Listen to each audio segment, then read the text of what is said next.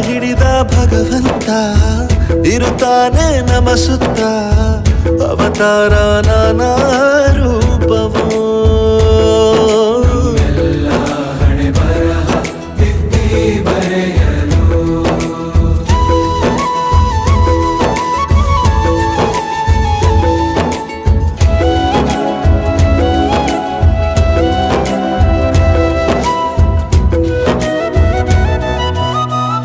ಬಾಳಲ್ಲಿ ಲೆಕ್ಕ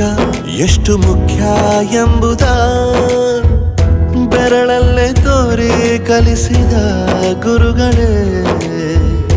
ಈ ದೇಹ ಹೇಗೆ ದಂಡಿಸೋದು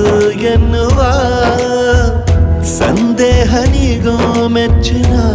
ಕಲಿಗಳೇ ಕನ್ನಡ